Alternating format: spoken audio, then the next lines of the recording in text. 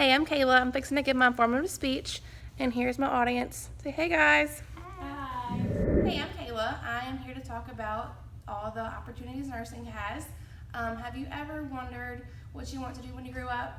Did you find yourself asking the same question in your 20s and 30s? I know I did. So I chose to go to LPN school to make sure that I would like the nursing field before I even got tied into an RN program. 5 years into it, I love it. So here I am in RN school. So I'm going to go over some of the basics for RN with us. I have a slideshow for you. As you can see, nursing's an open door. I'm going to go ahead and focus on the bedside nursing. So with bedside nursing, this includes the basic needs of the patient, the feeding, the toiletries, the psychological interventions, stuff like that. What I want to cover was telemetry. Just a few floors, like the telemetry floor. This floor is a heart floor. So the nurse has to be comfortable with the heart. They have to know the flow of the heart to know if there's any kind of complications with that patient. They have to know procedures before and after a heart procedure just to make sure that there's no complications. They also have to figure out ways to explain these different procedures to patients who may not have the same thought level as what me and you would have, you and I would have. Another nursing floor would be ICU. This is your intensive care unit.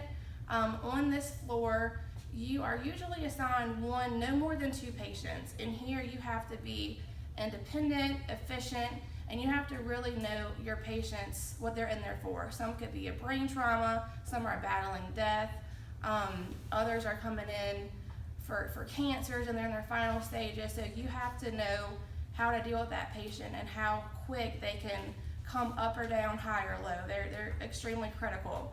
Another floor that I wanted to focus on was the med-surg floor.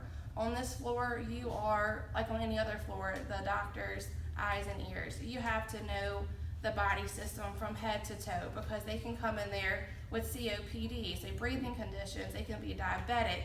They can have hypertension. They could be coming back from surgery. You just have to really be on your toes on this floor because you're not guaranteed to have anything basic. It can be anything. So you just have to know what to do for these patients. And you typically have 4 to 6 patients on this floor. So prioritizing is huge for this nurse. You got to be ready for whatever they come at you with. The next thing I want to focus on is non-bedside nursing. And I picked forensic nursing. So I have a little part about the forensics thing on here for you. It says, according to the International Association of Forensics, forensics nurses provide specialized care for patients who experience acute and long-term health consequences associated with victimization or violence.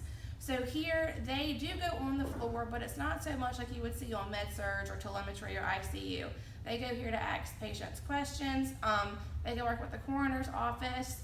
They can deal with dead bodies. They do a lot of sexual assaults. They do a lot of domestic violence, a lot of child abuse.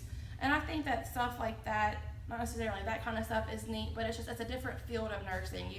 You think nursing, IV poles, beds, alarms beeping and going off. This is kind of different. So the next thing I'm going to focus on would be the nurse anesthesiologist.